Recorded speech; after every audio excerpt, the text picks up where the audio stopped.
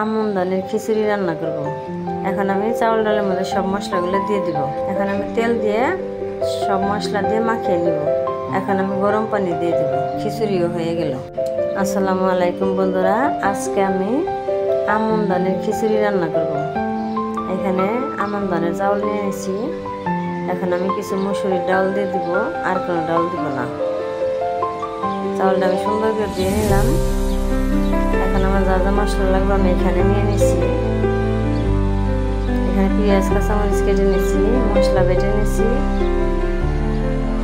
আদা রসুন জিরে আর এলাচি আর দারচিনি বেটে নিচ্ছি।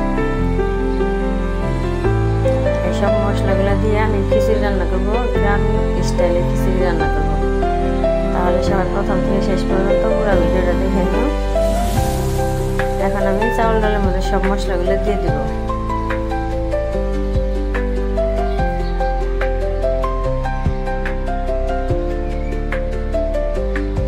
এখন আমি তেল দিয়ে সব মশলা দিয়ে মাখিয়ে নিব।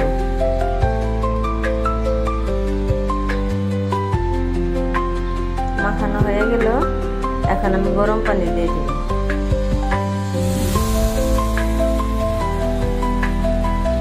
এখানে আমি আগের দিন গরুর মাংস রান্না করেছিলাম, কিছু মাংস আছিল, সেই মাংস দিয়ে খিচুড়ি দিয়ে খাবো। খিচুড়িটা ভালো এসে গেছে।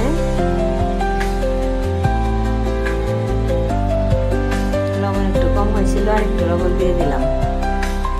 আমার খিচুড়ি প্রায় হয়ে গেছে।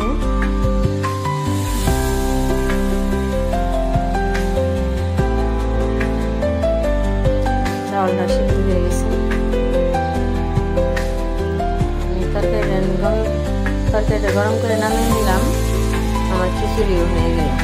আমার আজকের ভিডিও কেমন লাগলো অবশ্যই কমেন্ট করবেন। তাহলে আজকের ভিডিও এখানে শেষ করলাম। সবাই ভালো থাকবে, সুস্থ থাকবে, সাবধানে থাকবে। আল্লাহ হাফেজ।